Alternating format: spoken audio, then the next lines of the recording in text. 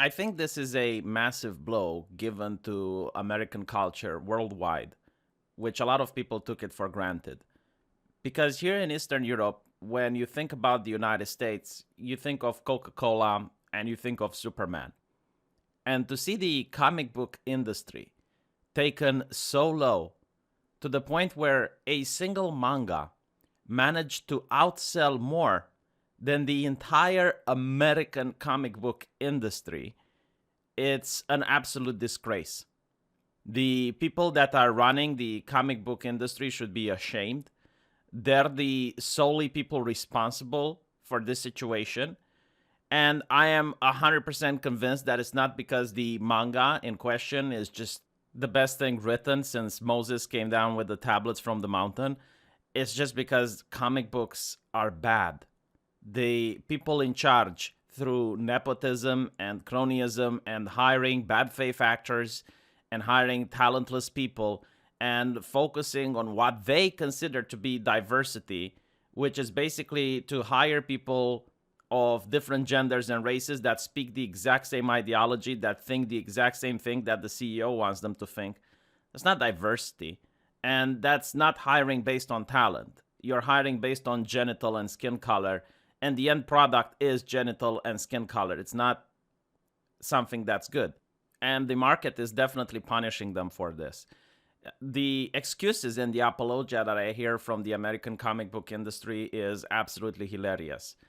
They said that, well, most people do not want to buy comics in the video game era.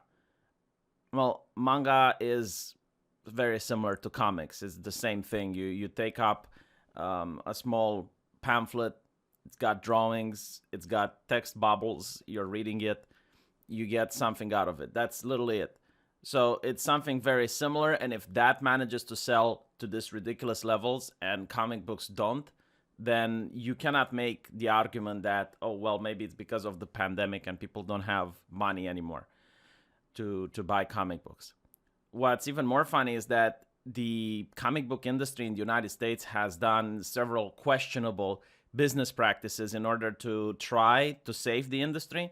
One of them, and this is what they talk at TED Talks and how they explain that they're planning, was to put comic books at $10 a copy, so $9.99. If you look at Superman versus the Klan, the one that they remade, the author of that actually says it's $9.99.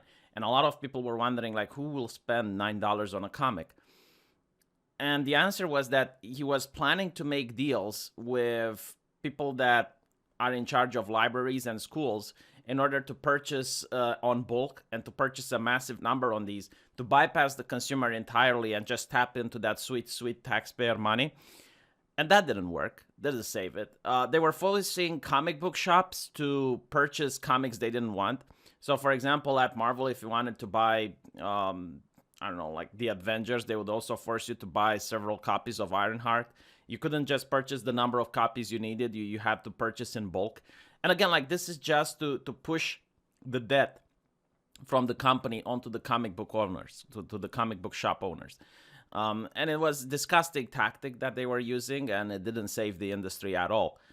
Now, I want to analyze why the comic book industry is sucking right now. And the reason is that they're not creating art anymore. They're creating propaganda. So I want us to look at the difference between the two so that you know what I'm talking about. Now, this is art. It's not propaganda. It's called The Thinker. I'm pretty sure everyone knows it. It's a statue with a man sitting on a rock and he is thinking. So why is it art? The reason it's art is because the person watching this can use their imagination and interpret it any way they want. What exactly is this guy thinking? He could be thinking of anything. What did the author try to say by making the statue? It's up to you to decide. It's not a message that's being stuffed down your throat. It's intellectually stimulating.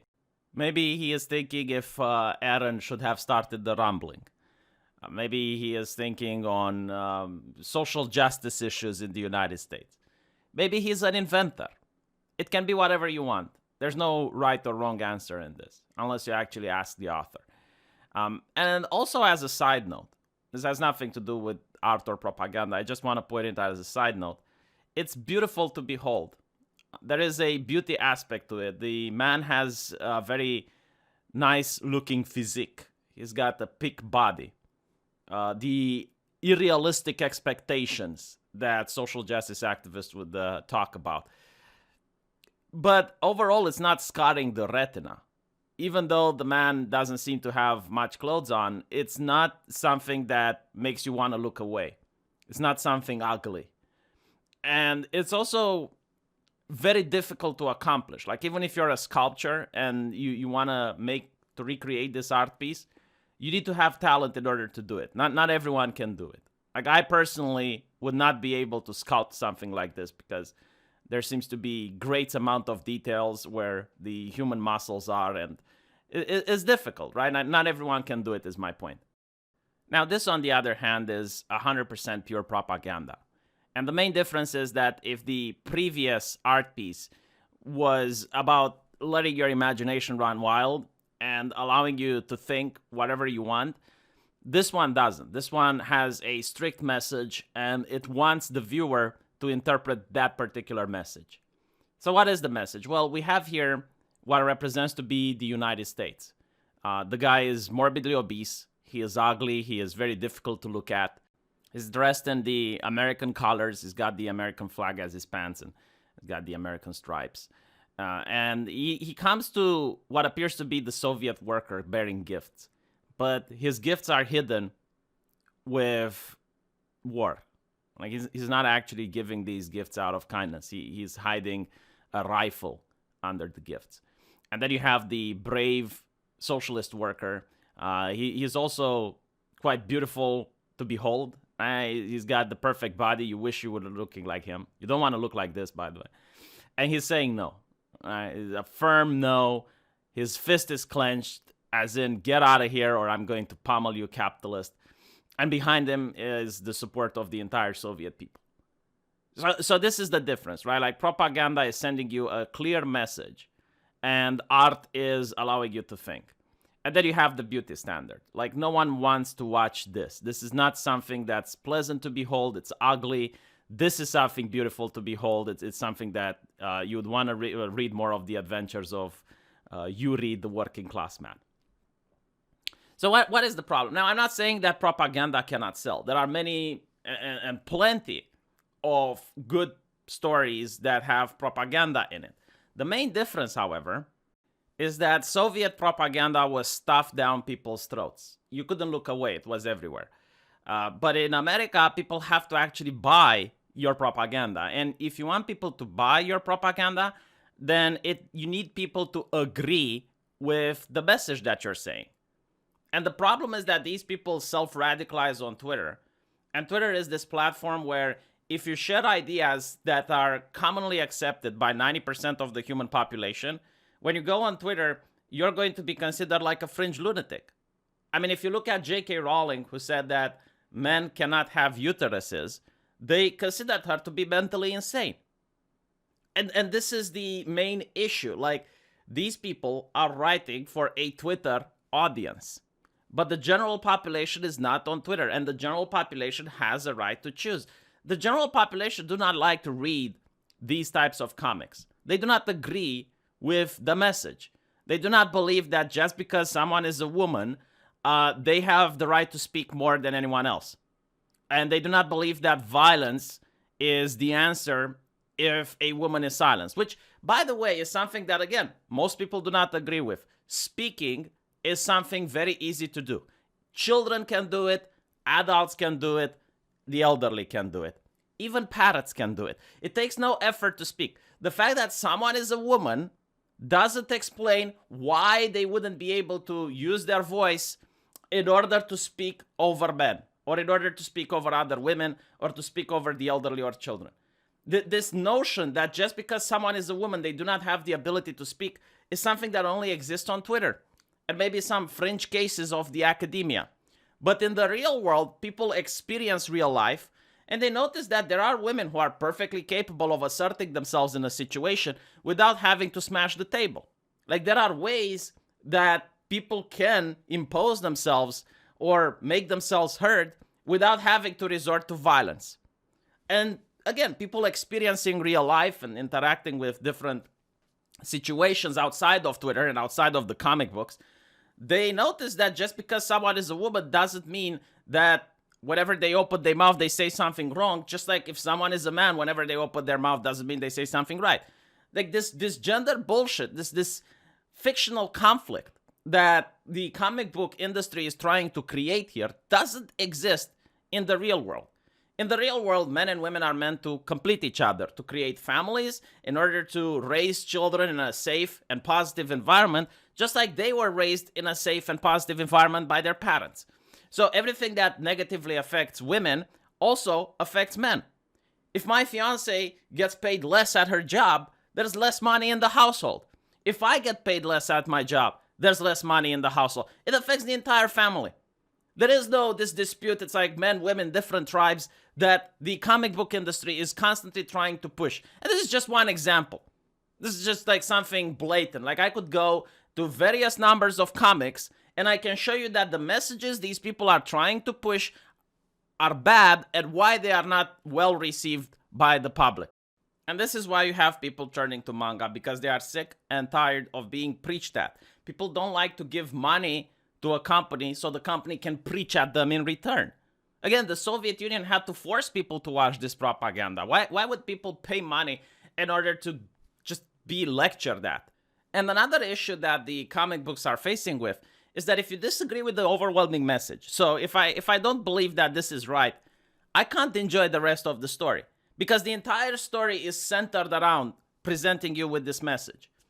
But if you look at old TV shows or old movies, like Karate Kid, for example, Karate Kid also had the message.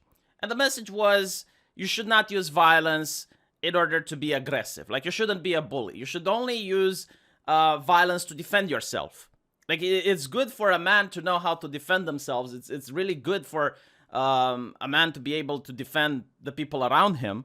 But he should channel that masculinity for positive things. He should only use it to defend himself or others. He shouldn't be aggressive, which is a good message to teach to kids.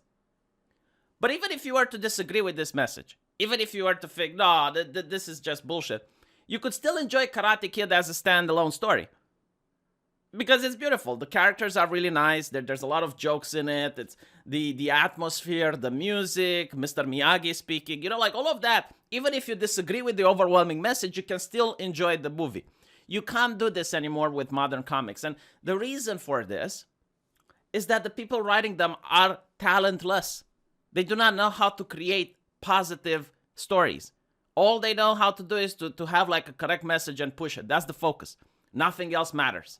And the art style is ugly on top of that. Like, to me, this looks like a villain. If you were to look at a 90s comic, something that looked like this, so ugly, it's like a villain.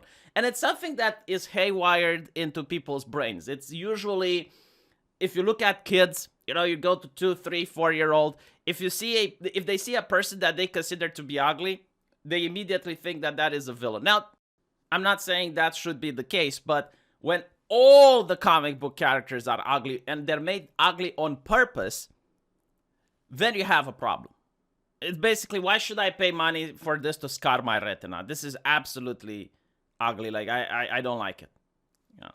So, yeah, I mean, this is the reason. And what I think will happen is that now, instead of the American comic book industry to step back, have a little bit of an introspection and wonder, like, what we did wrong, how we can improve, they're going to wonder how they can censor manga.